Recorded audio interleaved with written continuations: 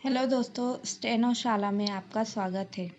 आज हम स्टेनो की पहली क्लास शुरू करने जा रहे हैं। तो आइए देखते हैं कि स्टेनो यानी आशी लिपि को किस तरह लिखा जाता है। तो सबसे पहले हम हिंदी वर्णमाला के व्यंजनों को इस तरह वर्गों में अलग करके लिख लेते हैं, जिससे हमें आशु लिपि को लिखने और समझने में आसानी होगी। तो देखते हैं कि इसे किस तरह लिखा जाता है।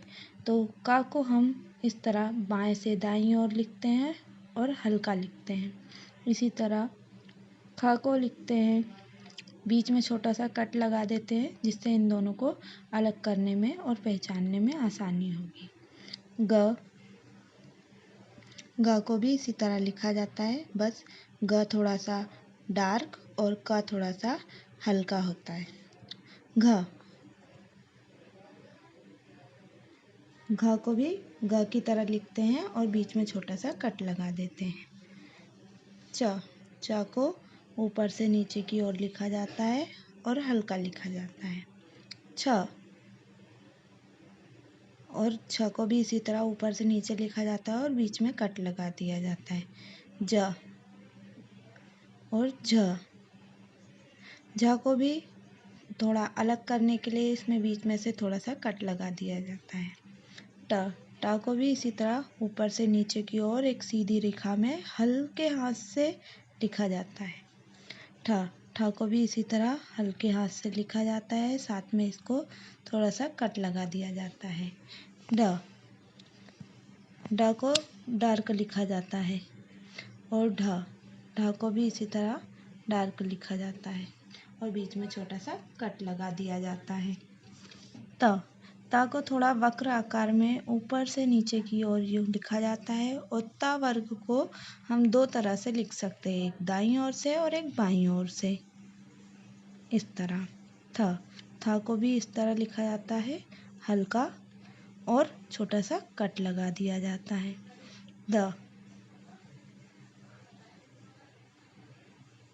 ध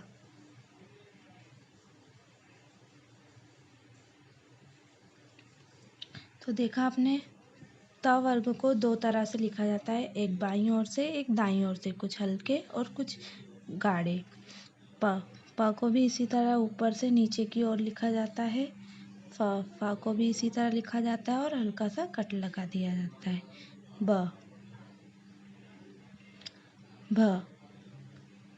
भा को भी ब की तरह लिखा जाता है और छोटा सा कट लगा दिया जाता है। या को हम नीचे से ऊपर की ओर लिखते हैं और थोड़ा सा इस तरह हुक बना करके इस तरह लिखा जाता है। रा को हम दो तरीके से लिख सकते हैं, इस तरह नीचे से ऊपर की ओर और ऊपर से नीचे की ओर, कुछ इस तरह लिखा जाता है। ला को भी हम दो तरीके से लिख सकते हैं, नीचे से ऊपर की ओर और ऊपर से नीचे की ओर। व को भी या की तरह ही हुक बनाकर लिखा जाता है, पर थोड़ा सा अलग, ताकि हमें पहचानने में और लिखने में आसानी हो सके। सा को हम दो तरीके से लिख सकते हैं, कुछ इस तरह से। हा को भी हम नीचे से ऊपर की ओर और ऊपर से नीचे की ओर लिखते हैं। माँ को हम कुछ इस तरह वक्र में लिखते हैं और ना को भी हम कुछ इस तरह वक्र में लिखते हैं।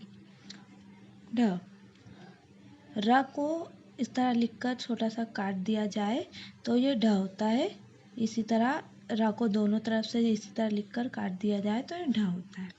अब ढ को भी हा की तरह इस तरह लिख कर के काट दिया जाए और यहाँ से इस तरह लिख कर के काट दिया जाए। अंगा को न को डार्क लिखने पर अंगा होता है। तो देखा आपने, का से लेके अंगा तक के व्यंजनों को लिखना कितना आसान है। इस तरह हम आसानी से आशु लिपि को सीख सकते हैं। तो देखते हैं ये जितने भी हमने व्यंजन लिखे हैं उसको और सरल तरीके से कैसे समझा जा सकता है। तो आप देख सकते हैं यहाँ पर कुछ रेखाएं बनी हुई है। तो जब हम इसको रेखा के अनुसार समझते हैं तो क वाली जो व्यंजन है वो सारे 180 डिग्री पर होते हैं और इसी तरह चा वाले जितने भी अक्षर होते हैं वो सब 60 डिग्री पर होते हैं। टा वाले सब 90 डिग्री पर होते हैं और पा वाले सारे 120 डिग्री पर होते हैं। और रा वाले यानी कि र, व, या ये सब जो होते हैं ये 45 डिग्री पर होते हैं। इसी तरह जो व्यंजन हैं उनको इस तरह वृत्त से कैसा समझा जा सकता है, तो जब वृत्त को हम इस तरह काटते हैं तो ये वाला जो हिस्सा है इसको र, ये दोनों हिस्सों को स और इस वाले हिस्सों को हम ला बोलते हैं। साथ ही त, म और न, तो त वाले जो जितने भी वर्ग हैं उनको इस तरह से वृत्त के अनुसार समझा जा सकता है और साथ ही म को हम इस तरह वृत्त के हिस्से को से समझ सकते हैं और न को इस हिस्से से समझ सकते हैं। साथ ही एक और बात बताना चाहेंगे कि म को और न को भी हम दो तरीके से लिख सकते हैं। पहला तो ये है म, और दूसरा अगर इसे न की तरह लिख करके हल्का सा काट दिया जाए तो इसे भी हम म ही पढ़ेंगे। और न, पहले तो न ऐसा होता है, उसके बाद अगर इसे म की तरह लिख करके इस तरह काट दिया जाए तो इसे भी हम म ही पढ़ेंगे। तो देखा आपने कि आशुलिपि को लिखना और समझना बहुत ही आसान है और इसमें हम आसानी से धीरे धीरे पढ़ते हुए अपना अच्छा करियर बना सकते हैं। तो मिलते हैं अगली क्लास में, तब तक के लिए इन अक्षरों की प्रैक्टिस करते रहिए। धन्यवाद।